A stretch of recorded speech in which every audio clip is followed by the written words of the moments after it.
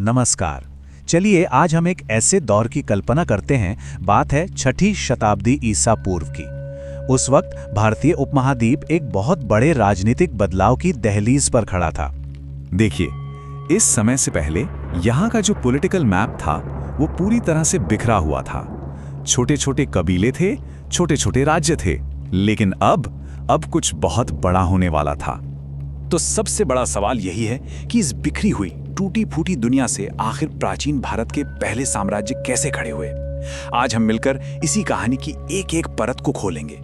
ठीक है, तो चलिए कहानी में थोड़ा और गहरा उतरते हैं। इन बड़े बड़े महाजनपदों से मिलने से पहले हमें उन वजहों को समझना होगा, उन ताकतों को जानना होगा जिन्होंने इस पूरे खेल की बिसात बिछाई।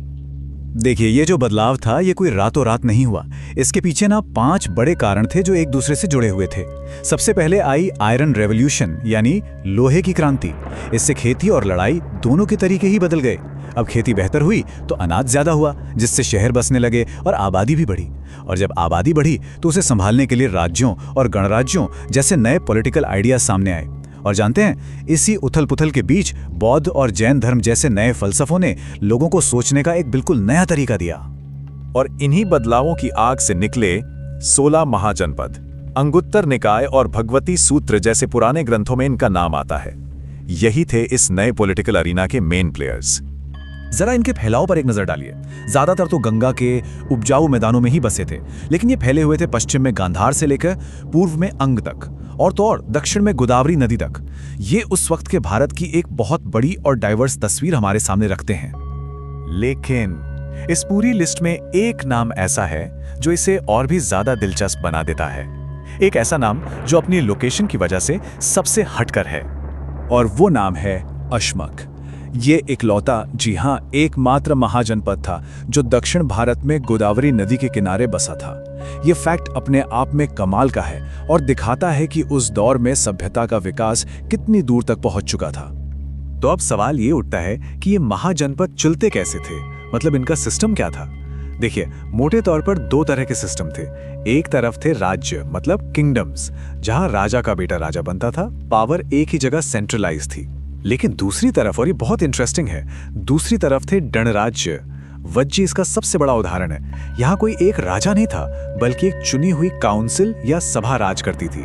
सोचिए उस जमाने के हिसाब से कितना मॉडर्न और प्रोग्रेसिव आइडिया था ये। तो इन 16 शक्तिशाली राज्यों में से एक था जो चैंपियन बनकर उभरा, एक महानायक। यहीं से शुरू होती है मगध की कहानी, जिसने एक एक करके सबको पीछे छोड़ दिया। तो भाई, मगध की जीत का सीक्रेट क्या था? उनकी सफलता के पीछे एक नहीं कई वजह थी। उनके पास लोहे के भंडार थे जिससे वो बेहतरीन हथियार बनाते थे। उनकी सेना में हाथियों की एक विशाल टुकड़ी थी जो किसी भी दुश्मन सेना को रौंद सकती थी। और इसके अलावा गंगा किनारे की उपजाऊ जमीन और बेहद सुरक्षित राजधानियों ने उन्हें एक ऐसी बढ़त दी जिसे कोई पार नहीं कर पाया। और इन सारे फायदों को असली ताकत में बदला बिंबिसार, अजातशत्रु और महापद्मनंद जैसे जबरदस्त और महत्वाकांक्षी शासकों ने। इन्होंने ही मगध के साम्राज्य को नई ऊंचाइयों पर पहुंचाया। तो समझिए, मगध की जीत सिर्फ एक राज्य की जीत नहीं थी। ये किसी कहानी का अंत नहीं, बल्कि पूरे भारतीय उपमहाद्वीप के लिए एक नई सुबह थी, एक साम्राज्य के उदय की सुबह। तो आखिर ये पूरा दौर इतना जरूरी क्यों है? इसलिए क्योंकि यहीं से भारत के पॉलिटिकल यूनिफिकेशन यानी राजनीतिक एकीकरण की शुरुआत हुई। इसने गणराज्यों के रूप में डेमोक्रेसी के पहले बीज बोए, और सबसे बढ़कर इसी ने उस महान मौर्य साम्राज्य की नींव रखी जिसने पहली बार भारत को एक झंडे के नीचे लाकर खड़ा कर दिया। और ये हमें एक आखिरी सवाल पर लाकर छोड़ देता है कि कैसे मगध की इस एक जीत ने दुनिया के सबसे महान साम्राज्यों में से एक के लिए स्टेज सेट किया और भारत के भविष्य को हमेशा हमेशा के लिए एक नया आकार दे दिया। ये एक ऐसी कहानी है जिसकी गूंज आज भी हमारे इतिहास में सुनाई देती है।